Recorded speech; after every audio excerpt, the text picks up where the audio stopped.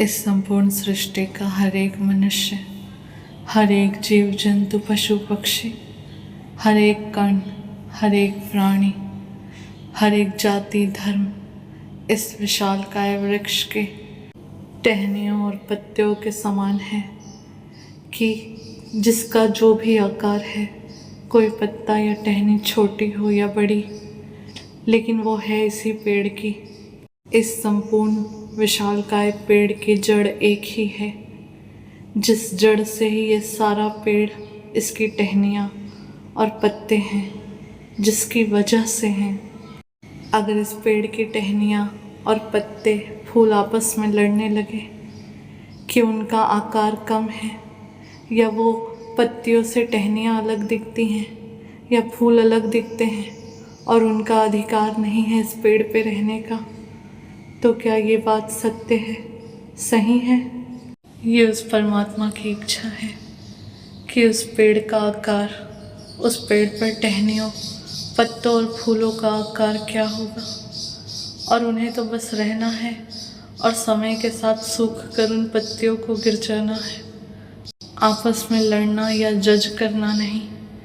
ठीक उसी तरह इस संपूर्ण सृष्टि का जन्म देने वाला एक ही है, इस सृष्टि को रचने वाला एक ही है, फिर भी आज मनुष्य होकर ही अपने ही तरह दूसरे मनुष्यों को जज करता है, लड़ता है, झगड़ता है, कभी रंग रूप के लिए, कभी जाति धर्म के लिए, कभी अमीरी गरीबी के लिए, और वो भूल जाता है कि वो इस संसार में परमानेंट नहीं है।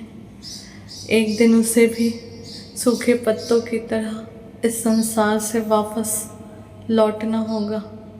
इस संसार में ईश्वर ने जिसे जैसे जहाँ जिस रूप में जन्म दिया है, वो उस परमात्मा की इच्छा है, और मनुष्य उस परमात्मा के विरुद्ध जाकर उसके बनाए इस संसार में अपनी हुकूमत चाह रहा है।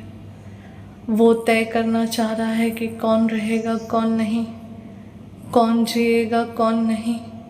जब पेड़ की टहनियाँ, पत्ते, फूल एक बराबर नहीं है, तो मनुष्य सबको अपनी तरह, अपने जैसा, अपनी सोच की तरह क्यों चाहता है?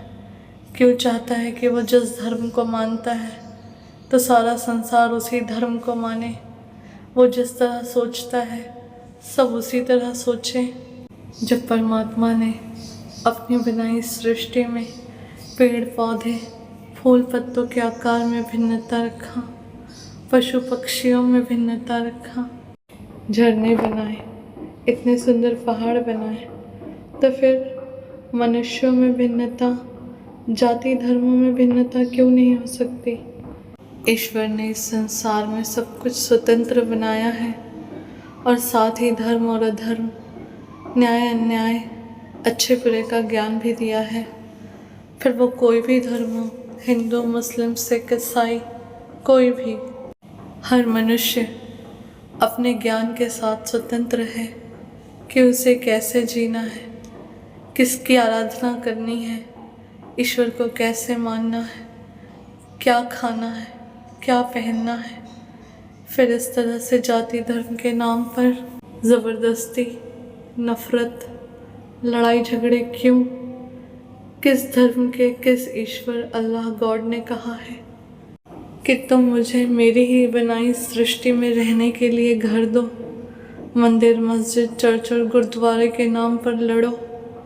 जिस ईश्वर से अपने लिए हाथ फैलाकर मनुष्य सुख मांगता है, स्वास्थ्य मांगता है, रोज़ी रोटी मांगता है, अपनों की सेहत और ज़िंदगी मांगता है, जिस ईश्वर के हाथ में मनुष्य के, इस संसार के हर जीव का जीवन मृत्यु है, वो उस ईश्वर को उसके लिए इस धरती पर लड़कर रहने की जगह दिलाएगा, ईश्वर का अधिकार दिलाएगा। ईश्वर अल्लाह के आगे हाथ फैलाने वाले अल्लाह और भगवान की ज़रूरतों को पूरा करना चाहते हैं। उनके नाम पे चंदे, उनके नाम पे चढ़ावे, उनके नाम पर मंदिर मस्जिद के झगड़े। अगर ईश्वर को इस संसार में कोई एक ही धर्म, एक ही प्रकार की मनुष्य की जाति चाहिए होती, तो ईश्वर दूसरे धर्म, दूसरी जाति को अधिकार ही नहीं देते कि वह सृष्टि में जन्म ले। ईश्वर की शक्ति और ईश्वर की इच्छा कि भिन्नता में, अनेकता में एकता, यही ईश्वर चाहते हैं। हर मनुष्य के जन्म मरण की यात्रा उसके अपने कर्मों की है, अपने ज्ञान, अपने भक्ति की है, मोक्ष की है, न कि संसार के माया में उलझने की या धर्म और जाति के नाम पे लड़ने की। जिस परमात्मा ने सृष्टि को जन्म दिया है, आज भी मनुष्य और हर जीव के जन्म और मृत्यु का अधिकार जिसके हाथ में है, वो सब कुछ देख रहा है। किसी भी मनुष्य को भगवान, गॉड, अल्लाह के अधिकार के लिए लड़ने की ज़रूरत नहीं है। वो है, जब से दुनिया बनी है, जब तक दुनिया रहेगी, और उसके बाद भी मनुष्य के हर कर्म का हिसाब इस परमात्मा के पास है। उस परमात्मा ने मनुष्य को अपनी रक्षा का अधिकार दिया है, लेकिन किसी की गलती के लिए किसी और को सज़ा देने का अधिकार नहीं दिया है। इस संसार में भी हर देश में अपना कानून है जो सही गलत का न्याय करता है, पर मनुष्य आपस में लड़े, धर्म और जाति के नाम पे नफरत करे, एक दूसरे से बदले की भावना रखे, ये धर्म नहीं है। अगर कोई मनुष्य के साथ गलत कर रहा है तो उस मनुष्य के विरुद्ध आवाज़ उठाना, अपना बचाव करना न्याय है, पर उस मनुष्य का बदला, उस एक के गलती की सज़ा पूरे जाति धर्म को देना, ये न्याय नहीं है। इस संसार में, हर घर में, हर धर्म और जाति में अच्छे और बुरे दोनों तरह के लोग होते हैं।